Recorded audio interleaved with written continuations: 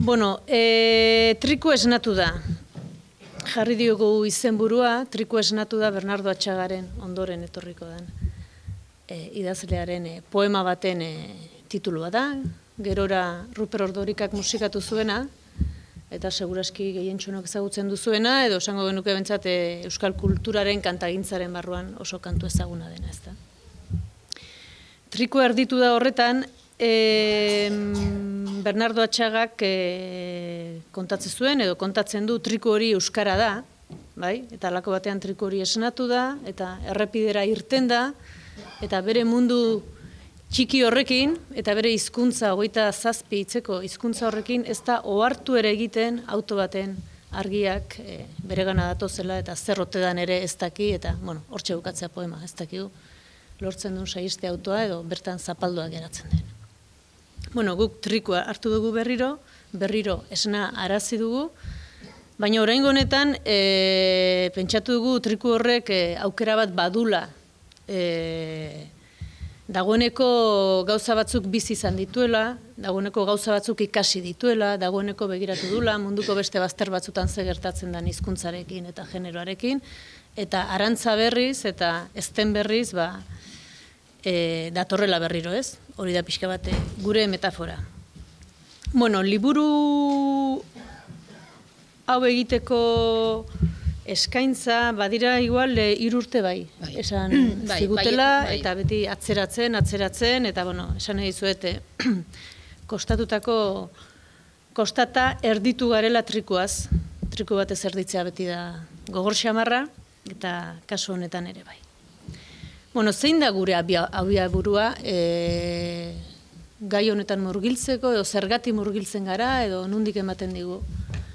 Ze haize jotzeigu buruan gai hauei heltzeko. Bueno, alde batetik, gu geuk geure bizipenetatik, guk bizi izan dugunagatik, Euskal Herriko esperientzia kolektiboagatik, bai abertzaletasunaren historia, edo euskalgintzaren historia, baita ere euskaltasun modernoak 50 hamarkadatik ona pentsamendu mailan eta praktika mailan landu dituen hainbat diskursoengatik, baita ere bioke antropologian ibiltzen garenez antropologia linguistikoak irakatsi digunetatik, bueno, guzti horregatik bi konklusio ditugu. Bi konklusio xede edo helburu modura, ez? Eta bat da, hizkuntza eta generoa harremanetan daude. Beti edonon eta mundu guztian. Bai? Hori gertatzen da Euskal Herrian, gertatzen da mundu guztian. Orduan, liburuaren zati bada, ikustea hori nola gertatzen da, zergatik gertatzen da. Bai? Zergatik hizkuntza eta generoa dauden harremanduta. Alegia, hizkuntzaren erabilera, hizkuntzaren autua, hizkuntzaren boterea, hizkuntzaren sozializazioa, hizkuntzaren transmisioa, hizkuntza plazan egotea, badu harremana gizon edo emakumeek erabili edo hautatu, bai? Badu harremana. Bueno, harreman hori ikertuta gero, urrats bat aurrera egin nahi dugu, eta hau izango litzateke gure liburuaren bigarren zatia, ez? Eta da, hizkuntza eta generoa, bai? Eta hurrengo urratsa da, euskaltzaletasuna eta feminismoa. Bai? Beraz, kontzientzia hartzen dugunean hizkuntzaz eta generoaz, euskaltzaletasuna eta feminismora egiten dugu salto, eta orduan argi xamar ikusten dugu, edo hori da bentsate gure tesia, euskaltzaletasunak eta feminismoak menperakuntza historia konpartitu bat eta elkerlotu bat partekatzen dutelako, aurrera egiteko ere aliantza bide bat oso modu erraxean eta oso modu naturalean eta oso modu onoragarrian egin daitekela. Bueno, hori litzateke liburua laburre esan da. Gu honetan bagabiltzan, baina gu ez bakarrik, jende gehiago ere, bai, beste leku batzua di, bai feminismotik, bai euskaltzaletasunetik, bueno, azken urtetan nik uste dute jendea ibili dela leku diferentetan, eta batzuek unibertsitatean, beste batzuk euskara taldetan, edo bagemiltzan gai hauekin, eta halako batean 2014an Arrasateko emakume txokoak, Arrasate euskaldundu dezagun euskara taldeak eta bereziki bertako ekin emakume taldeak eta goiena edabide taldeak mailinguru bat antolatu zuten. Arrasaten bertan, eta gu gonbidatu gintuzten, eta egia esan ordura arte horrela formulatuta inork egin ez zigun galdera bota ziguten mai gainerata zen. Izan gaitezke feminista euskaltzale izan gabe? Hori zen galdera, bai? Izan gaitezke feminista, emakume txokoak antolatzen zuen, izan gaitezke feminista eta erdaldun, izan gaitezke feminista eta euskararen defentsarik eginez, izan gaitezke feminista eta euskara espalego bezala bizi, hori zen galdera, bai? Hori ezkontzen da, ez da ezkontzen, gertatzen dela badakigu, ez? Baina horrek ze zentzu du, badu zentzurik, badu koherentziarik, inteligentea da, lotuko bagenitu zerbait ona etorri liteke, bueno, hori zen galdera, ez da. Horra biatzen da pixka bat guia jartzen garela, serioago gauzak irakurtzen, idaztena bekarri, bestea eta horrela, ez. Galdera honek beste galdera du, ifrentzua du, badakizu ezein dan. Beraz, galdera da, izan gaitezke euskaltzale feminista izan gabe, izan gaitezke hizkuntzen arteko berdintasunan militante edo sinestun, edo langile, edo praktikante, eta beste berdintasun batzuk albora utzi, ez ikusi, bai, gertatzen da, bai? Baina interesantea da, inteligentea da, ez ote daude lotuta, berdintasun bakar bat isolatua lortzea posible ote da, beste ezberdinkeria guztiak bazterrean utzita, ezberdinkeriak ere ez ote dira hizkuntzaren bitartez egiten, bai? Ez ote ditugu gure pentsamendu, praktika eta eguneroko bizitzak hizkuntza baten edo besten edo bitan edo nolabait hor egiten, horrekin egiten, bai? Beste desberdinkeriak ez dira mutuak badute hizkuntza bat, ezta? Bueno, hor harremana dagoela ikusten genuen. Gure bizipenetik abiatuta, gogoeta seguraski ondoren egiten da sarritan, ez? Zerbait gertatze zaizu edo bizipen batzuk izan dituzu, behar bada umetatik, eta halako batean zentzua jartzen diozu edo esplikazioa topatzen duzu, zuk nolabait buruan eratzen ari zaren marko baten arabera edo irakurketa batzuen arabera, ez? Nik bentsat orain ez kontatuko bizipenan ondi datorkidan, baina gure bizipena esaten dugunean da, geure buruari bi galdera egiten dizkiogula. Eta da, noiz ohartu ginen emakume ginela, edo gaur egunera etorrita, noiz ohartzen gara emakume garela, bai? Nork, zerk, ze egoerak, ze girok, ze lekuk, ze funtziok esaten digu, zu emakumea zara, bai? Eta ze gertatzen da hori esaten digutenean, bai, hitzez edo ez, bai? Edo emakumeak honea, gizonak ara. Ni urdun, emakumea ara. Ze gertatzen da hor? Eta bigarren galdera, noiz konturatu ginen euskalduna ginela. Bai? Noiz konturatzen gara euskalduna ginela. Normalki hizkuntza bakarreko gizarte edo kolektiboetan ez da borren kontzienterik. Zu bazara, eta kitxo danak dira zu bezalakoak, ezta? Norbaitek zuri esaten maizu, zu euskalduna zara, edo, tu eres baska, ez? 6 urtekin esatezu. Beste jende bat dago, hemen, nire kalean beste jende bat bizi da beste hizkuntza batekin, ezta? Orduan, hor hartzezea, zu, diferentea zarela, edo badagola beste jende mota bat, ezta? Orduan, bigarren galdera da, noiz konturatu ginen euskalduna ginela, edo gaur egunera ekarrita, noiz konturatzen gara euskalduna garela, bai? Bizitzan bagabiltza, eta halako batean, adibideak oso sinpleak dira, izan daitezke, beti egunero gertatzen dana, eta dagoeneko topiko bihurtu dan hori, kafesne bat eskatzen duzunean, Euskal Herriko zein tabernatan esaten dizutenean no te entiendo, ezta? Hori da, ez zuri esateko zu euskalduna zara. Vale. Eta hirugarren galdera bat, bi hauek noiz gertatzen zaizkigu ohartzen garenean, ohartzen ote gara edo horrela gertatzen ote den bazterreko bihurtzen garela. Bai? Ez dela esateko erdira etorri zaitez, euskalduna zara jarri zaite erdian, jarri zaite boterean, emakumea zara jarri zaite erdian, jarri zaite boterean, baizik da emakumea zara, pasatxokoa pixkat, bai? Euskalduna zara, barkatu, espainolez ingo dugu, hobeto zehatuko dira, ez da? Guri esperientziak, ez igual beti, baina beti esateizu, bi horiek, bi tasun horiek, gugean hori, baina zaldi beren nastuta, ze inorrezta zatika, inorrezta orain emakumea naiz, orain euskalduna naiz, orain naturzalea naiz, orain ez dakizer naiz, ez? Dana batean gara, ez da? Orduan, nola, bazterrera eraman edo joan arazten gaituzten. Bueno, hori bizipenetik izango zen. Euskal Herri Euskaldunaren esperientzia kolektiboa ere aipatzen dugu. Euskal Herri Euskalduna esperientzia kolektiboa aipatzen dugu, nolabait euskalgintzaren praktika esan nahi dugu, ez? Eta baita ere hemen bereizketa bat egiten dugu, guk euskalduna esaten dugunean liburu honetan, badakizu euskaldun hitzak, definizio mordo bat izan ditzakela, eta, definizio horiek azkenean botere borroka baten isla direla, ez da? Zer dan euskalduna eta guzti hori. Guk euskalduntza hartzen dugu liburu honetan, bere burua eta bere bizitza euskaran ardaztu nahi duen pertsona edo kolektibo hori. Alegia, euskeraz bizi nahi duen jende edo kolektibo hori. Hori da, liburu honetan euskalduna. Irutze zaigulako gatazka hor sortzen dalako. Gatazka ez da euskalduna izan eta espainolez bizi garenean, ez da sortzen gatazka gabeko mundu batean bizigea. Badugu espainola eta espainolarekin munduan aurrera goaz, inungo beti gaude erdian, ez da? Baina euskeraz bizitzeko apostu egiten duzunen, sortzen da gatazka. Sortzen da problema, sortzen da zera. Orduan, hori da alde batetik guk euskalduntasunaz hemen erabiltzen dugun terminoa. Eta beste termino bat erabiltzen duguna da ez gizona.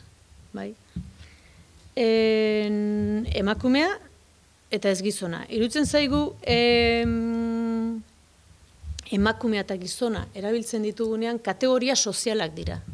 Esan nahi du, guk eta gure gizarteak nolabait mundua gizon eta emakumeen artean banatzen du. Eta horren arabera egiten du banaketa guztia. Hasi lan mundua, gizonezkoak nora doaz lanea, emakumeak nora doaz, etxeko martxa guztia, horre gizon emakumeen arabera banatzen da, jaien parte hartzea, askotan oraindik ere emakume gizonen artean banatzen da, kirolaren praktika emakume eta gizonen artean banatzen da, boterea gizon eta emakumeen artean oso begibistako izan liteke, nor dagoen nor, orduan kategoria sozial bezala. Gero bakoitzak, bai kolektibo bezala, bai persona bezala, seguraski bere esperientzia izango du, baina horiek gure gizarteko bi kategoria, eta horiek neurri handi batean segregatuak eta aparte antolatzen dira gure gizartearen aldamioak osatzerakoan, ezta? Orduan, uste dugu, bi genero sozial edo bi kategoria horietan, emakumea, ulertzen dugun horretan, nolabait, boterean, publikotasunean, erabakimenean, ez dagoen persona hori dela. Kaso honetan, emakume forma hartuta. Baina, bada askoz jende gehiago ere, nolabait gure gizartea, gaur egun mendebaldeko gure gizarteak, Euskal Herrikoak eta Europakoak eta mendebaldekoak, erpinaren gainean jartzen digun kategoria soziala. Eta kategoria sozial hori da gizon bat.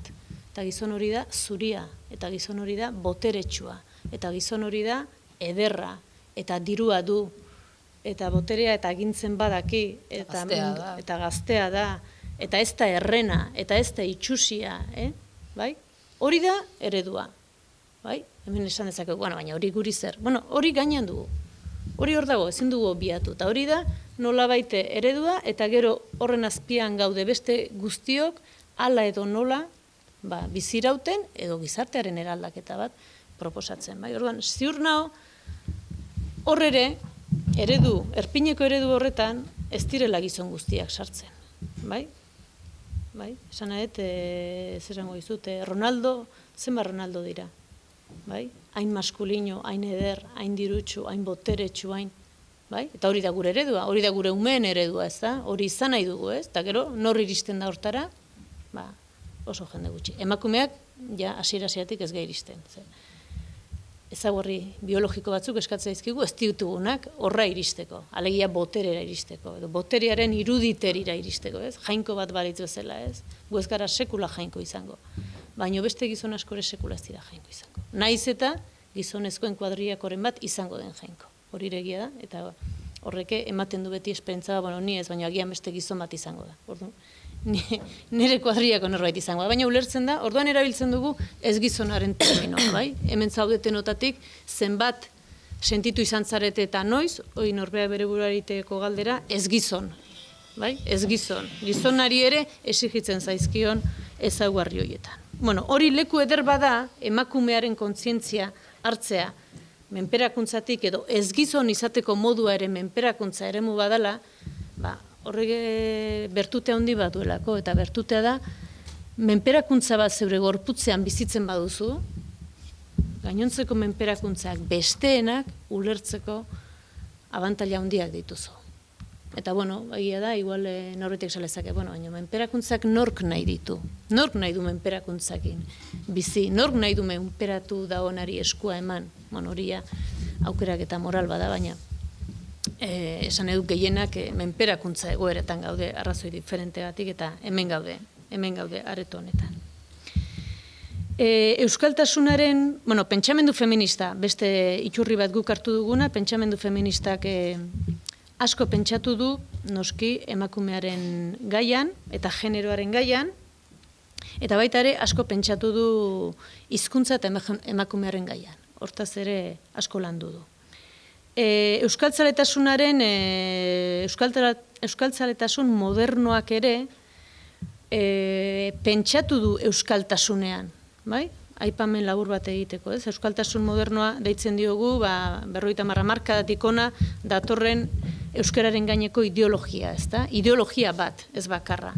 Gaur egunera arte iritsi dana, ez indar betean, baina guretzako interesgarria. Eta hori da, Txiardegik eta Josia Zurmendik eta abiatzen duten pentsamendua, ez? Alegia, nor da euskalduna eta nolako euskaltzaletasuna eraiki nahi dugu, ez? Eta hor, bueno, halako arrakala bat sortzen dute aurreko belaunaldi guztiarekin, nolabait arrazaren gainean, edo ohituren gainean, edo eraikitako euskalduntasun horrekin hautsi eta esaten dutenean euskalduna oso esaldi feminista, ez dute horrela esaten, baina oso esaldi feministara ekarri daitekena, eta da euskalduna ez da jaiotzen, euskalduna egiten da.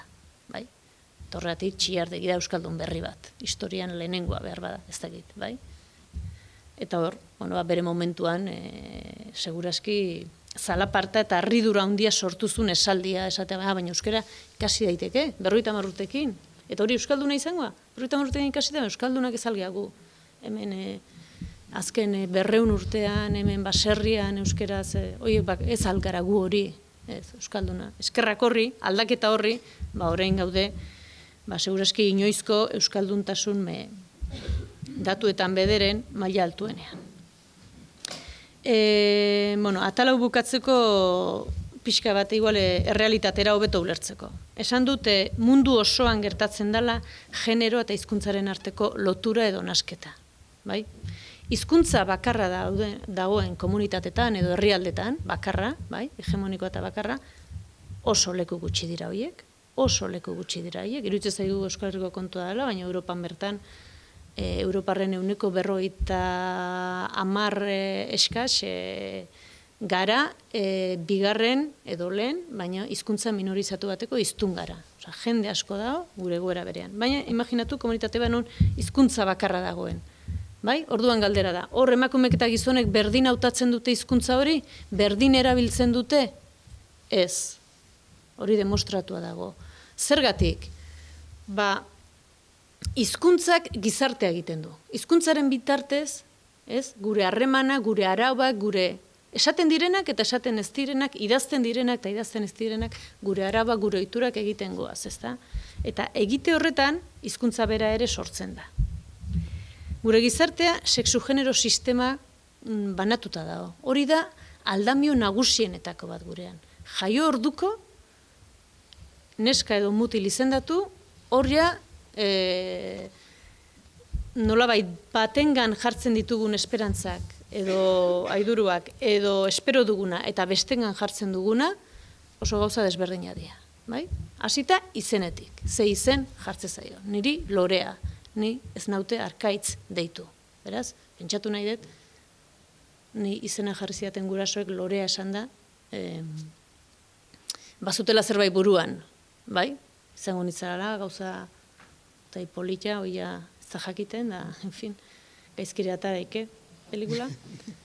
Baina, seguraski goxoa, edertuko duena lekua, atsegina izango dana, molestatuko ez duena, bai, bistarako, edo, bai? Arkaitz jartzen bazaio mutil bati, ze espero dugu hau izan mutila sendoa, borrokalaria, korrikalaria, moitua, bai? Honekin go, hau ibiliko hau ez da izer, bai? Orduan, ni eserita gongo naiz, hola, hemen maian, loratxo batean, eta arkaitz ibilikoa, bueno, hemen dianak eta ez dianak antolatzen, zehatzen, ez? Bueno, hor ja esaten nahi gazera. Orduan, aldami hori da funtsezkoa. Orduan, naiz eta hizkuntza bakarra egon gizarte batean horrek ere eragiten du. Zergatik, hizkuntza hori nork non erabiltzen duen galdera adibidez. Hori, Europa osoan eta beste leku batzutan oso ikertu dago, ezta? Gizonezkoek non eta zer registrotan erabiltzen duten hizkuntza hori, eta emakumeek non eta zer registrotan. Adibide bat jarriko dizuet. Bueno, pixka luzatzen nahi nahiz, baina adibide bat jarriko dizuet, ez hain zarra eta pentsatzen zuei ere agian gertatu zaizuena, nahi gertatu zait. Guraso elkartea eskolan.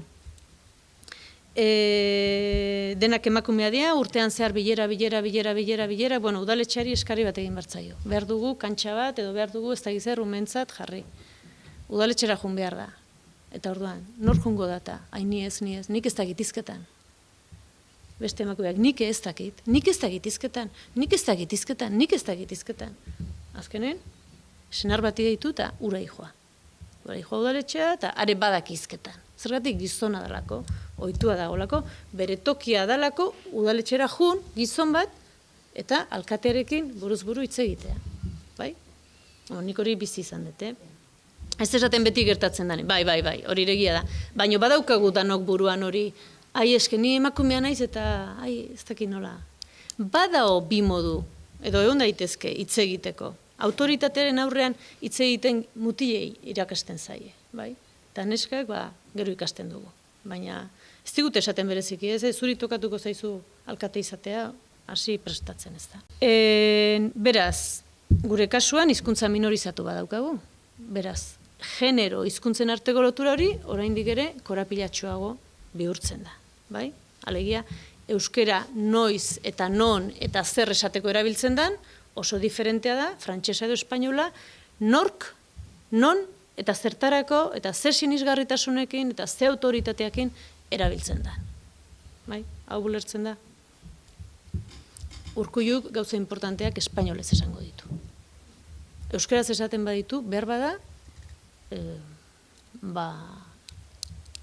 inor gutxi enteratuko da, inor gutxi jasotzen du, euskaraz esanak ja galtzen da bidean, ez du zerarik, ez? Baldin eta baita ikaragarrizko aldarrikapen bat izan da ere, ez da.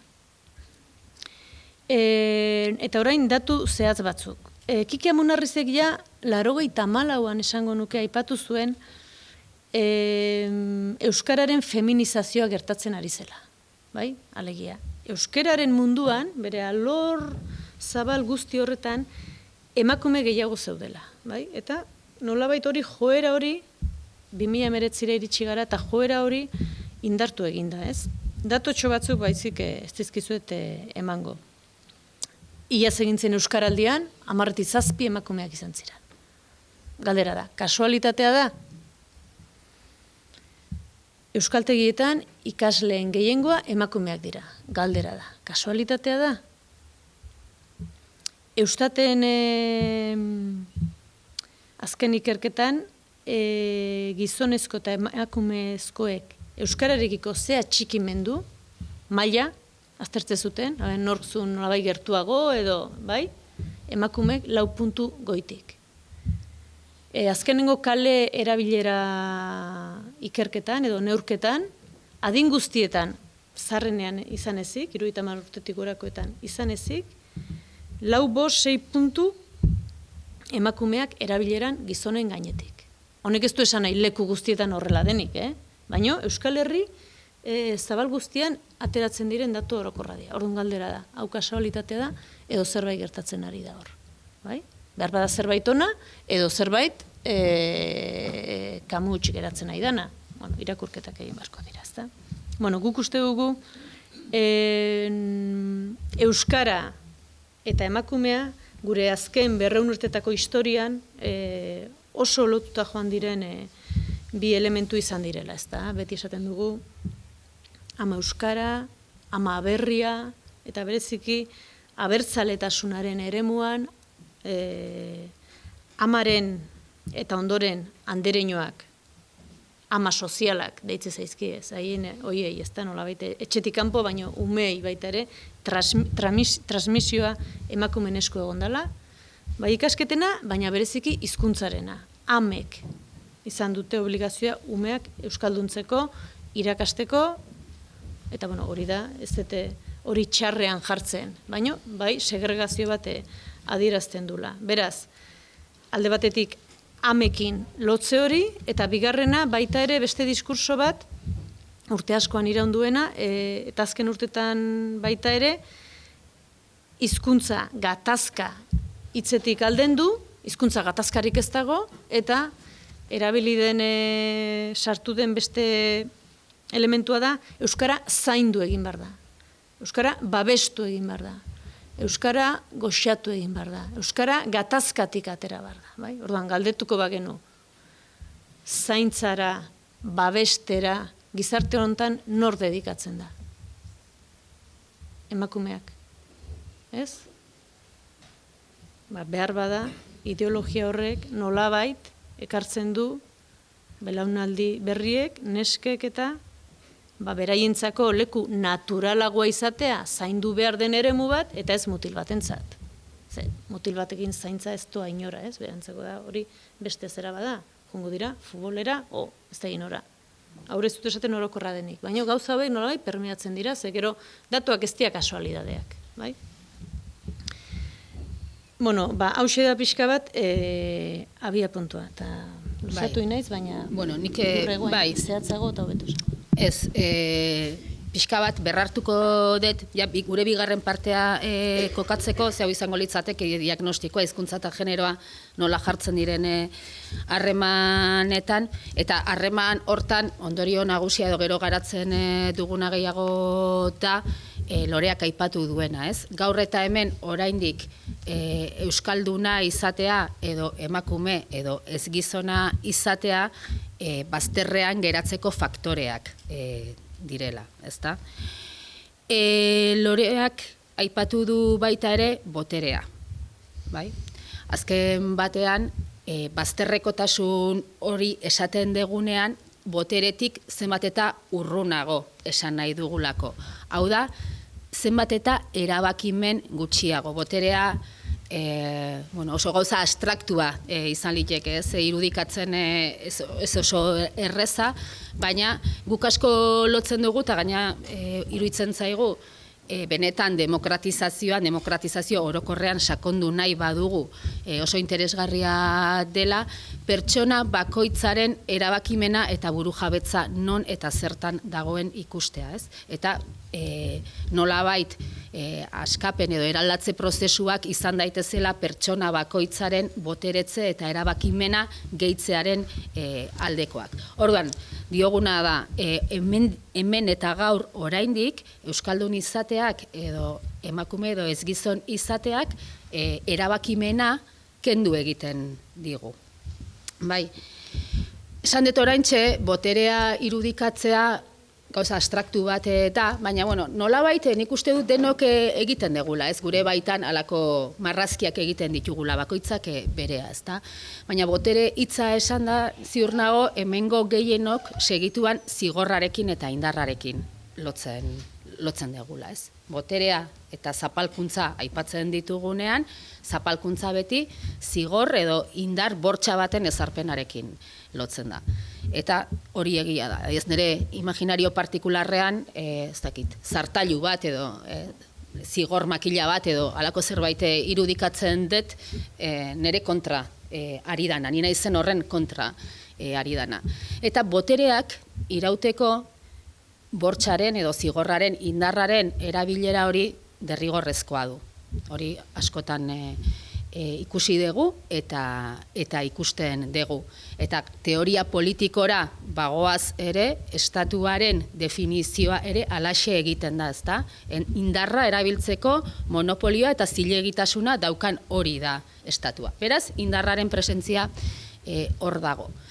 Baina, indar hutsez nekez iraunarazten da botere egoera bat eta eraberean aspiratze egoera bat. Bestelako mekanismo batzuk ere badaude, botereak ejerzitzen dituenak, nolabait finagoak direnak, nabarmentzen zailagoak, ez? Eta azkenean mekanismo horien efektu azkenekoa izaten da, gutako bakoitzak, hau da, boterearen sare konplexu horretan ez erpina, baizik eta ertzetan gaudenok, sinistea eta pentsatzea gure lekua hori dala. Mekanismo hori teoria feministak asko aztertu du. Eta gainera oso ondo izendatu du eta oso ondo definitu du. Naturalizazio prozesua esaten zaio terminologia batzuetan. Eta beste batzutan violentzia simbolikoaren erabilera. Bai? Bi era horietara erabiltzen da batez ere. Zer esan nahi du naturalizazioa hitz horrek, edo guk nola ulertzen dugu eta nola ekartzen dugun gure gai honetara. Gaur ez daukagu, baina askotan erabiltzen dugu argazki bat, hau esplikatzen hasteko. Eta da agertzen da pertsona bat, gerritik bera, praka zuri batzukin, garbiketa enpresetako langileek eta ibiltzen dituzten horietakoak eta fregona batekin, ez? Eta lehen begi kolpean ez dago jakiterik gizona dan edo emakumea dan. Baina nahi ez dela ere, ia denok lehen kolpe horretan emakumea ikusten dugu. Zergatik ikusten dugu lehen begi kolpe horretan hor emakumea? Esperientziak esaten digulako lan hoietan ari dienen 80% emakumezkoak direla. Ez etxetik kanporako jardunetan bakarrik, ere. Etxe barruko, alako nolabait domestiko izendatu ditugun zeregin horietan ere, gure buruan segituan identifikatzen ditugunak emakumeak direlako. Hala izan da, eta gainera nahiko esperientzia universala esango nuke dala hori, ondoriozta genezake, emakumeoi berez gehiago gustatzen zaigula lurrak garbitzea, otorduak prestatzea, oheak egitea, edo ume eta zarrak zaintzea.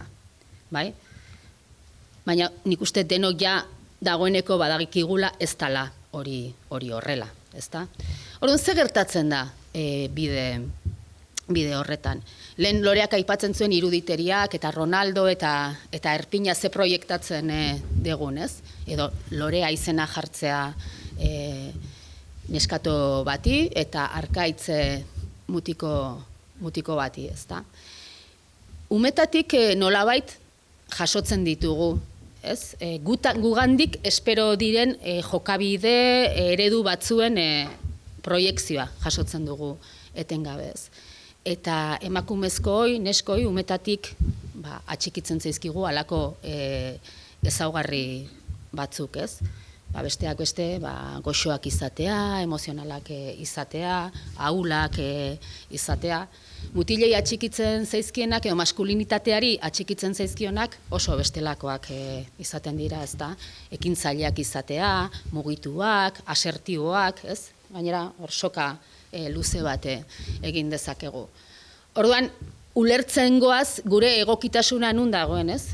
Emakume izanik, pertsona egoki izateko eta onartu eta maitatu eta leku egokia eukitzeko bidea zein den erraz goaz gure ganatzen eta geure burua ere halakoxea egiten dugu, ez? Azken efektuan. Tensio askorekin, ez? Barne borrokak hemen denok, eta gizonezkoak ere, bai, ez? Esan nahi dut, beti ekintzarako prest eta aurpegia emateko eta indartsu izateko, eta hori ere oso gauza nekagarria, ez? Izango da, ez? Beti hortan trebatzen aritzea. Baina hortan trebatzen gea eta halako efektuak sortzen zaizkigu.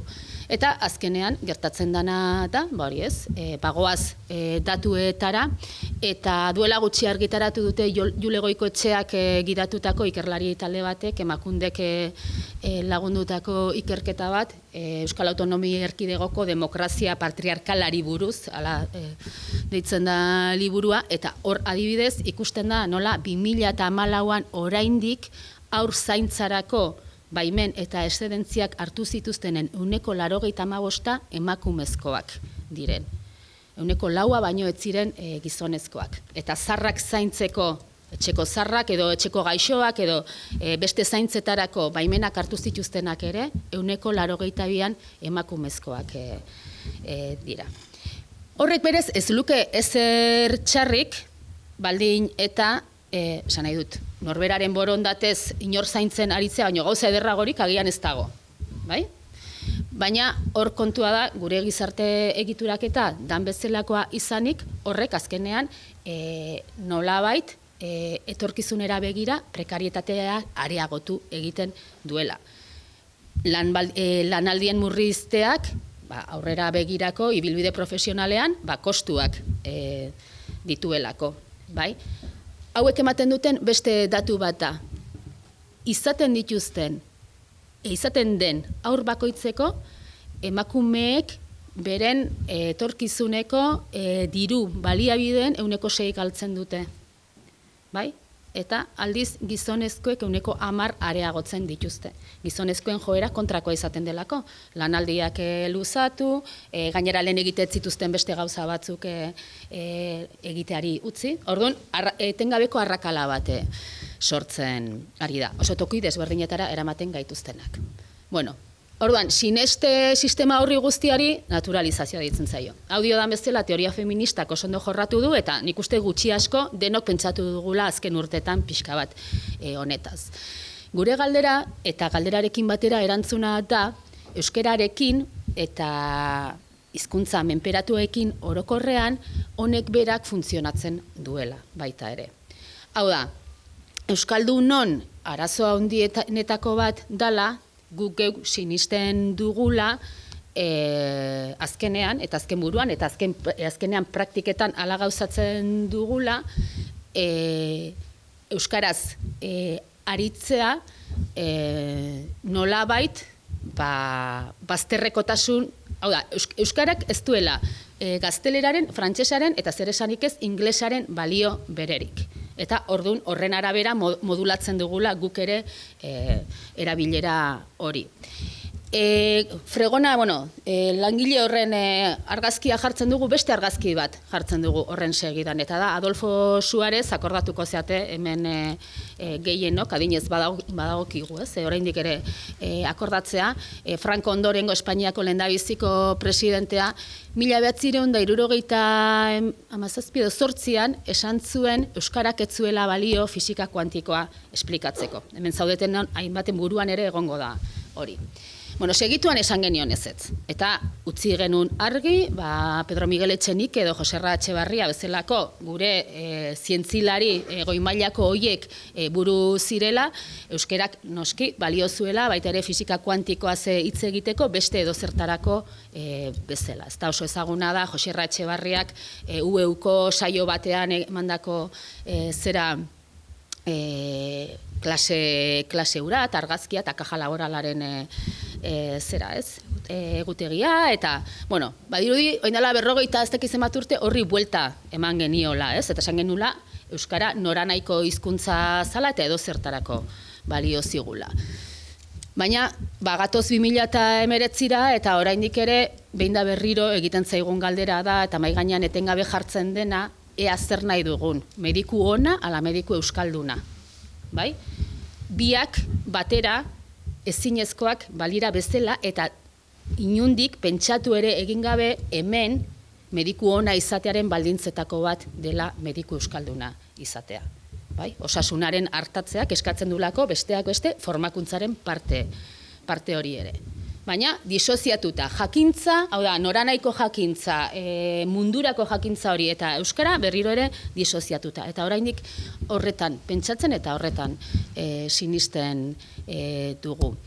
Erabiltzen dugun beste gauzatxo bata asko ez dela, berriro ere pisarekin gabiltza ikastetxeen bolaketa zera eta azken hontan ez aurrekoan, emaitzak ez ziren unbait uste bezain onak edo nahi beste onak izan, eta diario askoko eta korreoko zutabegile zera ez, nolabait oso etxekoak idatzitako testu bat esanez, lehendabizi argi utziz, euskarak behar duela, gainera nola, errespetu, desde el respeto sacrosanto ez da hitza, baina, hori da, sakralizazio ere erabiltz inexcusable. Olako, zera ez, lelo potolo horretako batetik abiatuta, bai, baina gero esateko, eske, igual pisaren arazoa da, tematzen garela, nazioarteko marketina, edo, zera ez, eta berriro ere fisika kuantikoa bezalako gaiak euskeraz zera egiten, ez? Hainara izait esaten, vale, pixka bat, esan nahi deguna da, emakumeekin funtzionatzen duen mekanismo berberak ere hizkuntzarekin funtzionatzen duela. Eta askotan, uste baino askoz ere, konplexu eta ezintasun handiagoz bizi dugula pertsonalki ere, ez? Esate baterako, niri askotan gertatzen zait. Ni inposatzaile sentitzen naizen, ia esperientzia bakarra da, erabat euskalduna dala bermatuta ez daukadan ingurune batean, euskeraz aritzen naizenean. Eta ni inposatzaile naiz nire bizitzako beste momentu askotan. Irakaslea naiz. Nik irakaslea naizen momentutik, badaukat botere harreman bat ikasleekin. Haiei buruzko azken erabakia nik daukat. Baina horrez naiz inposatzaile sentitzen. Etxean alabarekin ere, botere harreman badaukat, ezinbestean, baina ez naiz inposatzaile sentitzen. Nire tokian sentitzen naiz. Baina Bilbon, edo Hendaian, edo Beasainen, eta agian Ataunen ere bai, espaldin badaukat bermatuta, nire aurrean dagonak benetan euskeraz dakiela eta euskeraz egiten diodanean, inposizioaren erruduntasun mekanismoa ernatzen zaitez. Eta hori da, beste naturalizazio prozesu oso perbertso bat, eta pentsatu beharko genukena. Bukatzeko, ez gara, liburua ez da geratzen zapalkuntza mekanismo horiek detektatzen eta sumatzen, baizik eta badago parte bat, bai, nagusiena gainera, naiz eta gure gaurko jarduna entzun daztun ematen, nolabait askabideak edo proposatzen dituena. Askabidetarako oso importantea iruditzen zaigu, nolabait momentu honetan euskalgintzaren eta feminismoaren arteko aliantza. Uste dugulako feminismoa hori gabe gaur egun ezin dela mundua ulertu, eta ezin dela nolabait gu guztiok egoera demokratikoago batera eramango gaituen biderik proposatu. Bai? Eta feminismoak ere hizkuntzen auzia, ez bakarrik euskararena, baizik eta munduko beste hizkuntza guztiena, bere egin behar duela hizkuntza ere nor izatearen parte importantenetakoa delako. Ez da kapritxo bat, ez da komunikazio tresna bat bakarrik. Gu mundura hizkuntza batera jaiotzen gara eta hizkuntza batekin jaiotzen gara.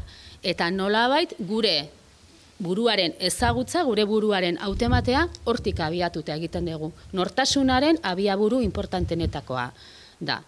Beraz, pertsonen nor izatearen eta erabakimenaren abiaburuan dagoen zerbait. Hoixe. Ez? Niko. Eta igual inork zerbait esan nahi du edo?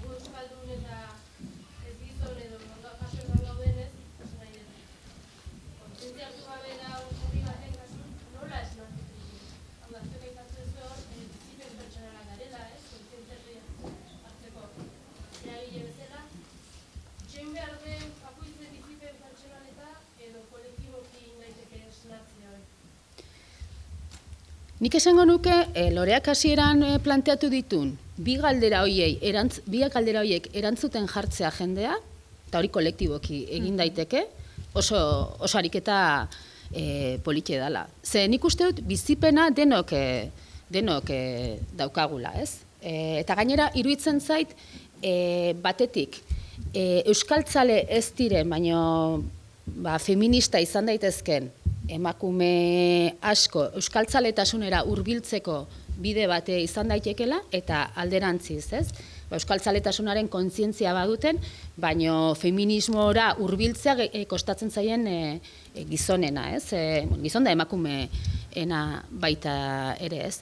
Nik uste, ariketa hori egiten badeu, pentsatu, ni noiz sentitu naiz, ez dauka izan beharrik gauza dramatiko bat, baino, deseroso, edo zerk behartu nau momentu baten, ni asmo batekin noa, normal noa, gauza bat egitera noa, eta bapatean gertatzen zait zerbait, beste zerbait egin arazten didana, edo beste behartzen hauena ni naizen hortatik mugitzea, ezta?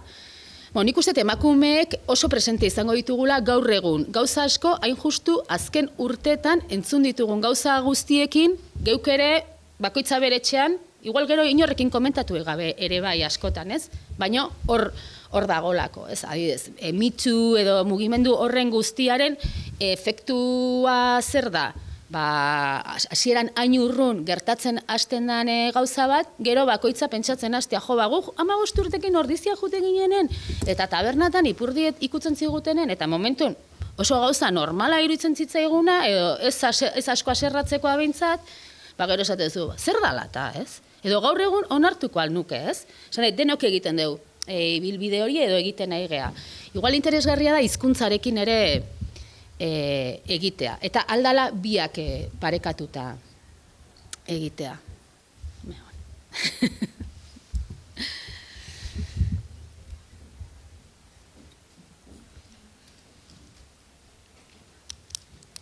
Bale, ba? Bueno, eskerrik asko.